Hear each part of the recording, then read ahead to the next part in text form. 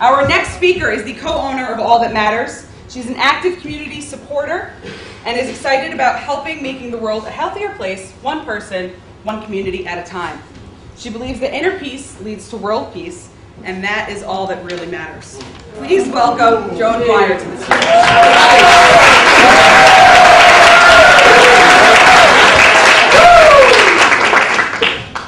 Hi.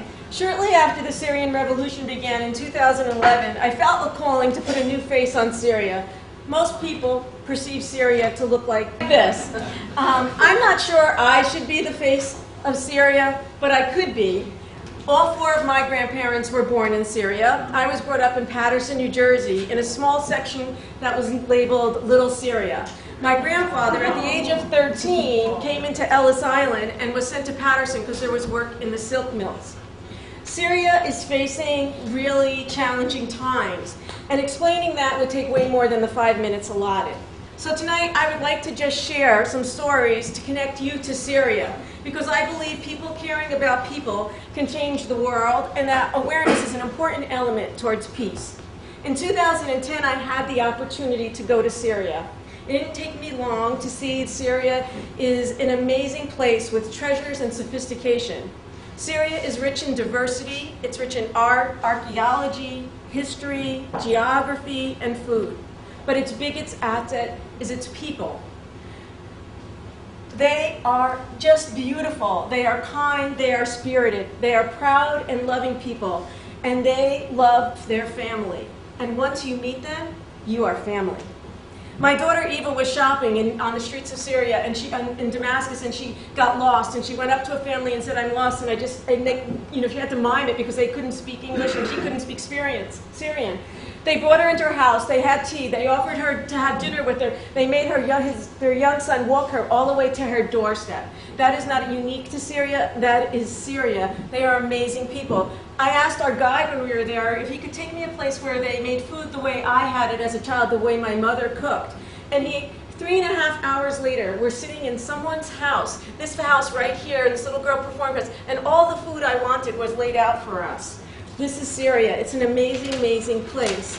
Syria is part of the Middle East. It is the size of New England. The language spoken is Arabic. It borders on Jordan, Iraq, Israel, and Lebanon, and Turkey. 90% of the Syrians are Muslim, and 10% are the Christians. Part of the reasons my family had to leave was because they were Christian during a time of war. Syria is lush with produce like pomegranates and dates and apricots and wheat, and it has mountains and it has deserts. While in the largest city of Syria, Aleppo, known for their cuisine, we walk through the souks or covered markets. There's over 6 miles of them. They're way cooler than our malls. Families have been selling in their stalls for centuries. Much of that is now bombed. I recently spoke with our driver and guide who shared that the Syria that I saw is no longer. He's a Bedouinian man, a man whose family for generations traveled with camels or trucks to live off the land. This is the tent that we went to visit some of his family members. They all welcomed us one morning for tea, and the young man in the jacket, on the end, he even offered to marry my niece Josephine.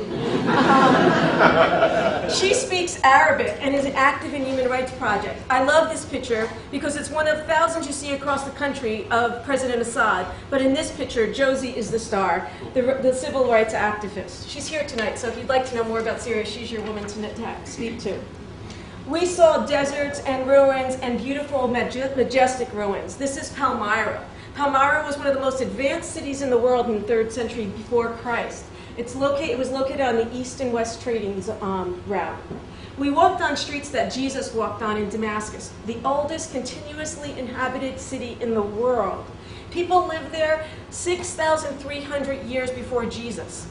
We drove through the desert and climbed the 350 steps to Del Mar Musa Monastery, which was just recently discovered by a French Jesuit on his own pilgrimage. It is now a mecca for travelers of all religions, and some of the artwork there was designed in the year 100. I met a bit more about Syria, about the Syrian people. They are policed people.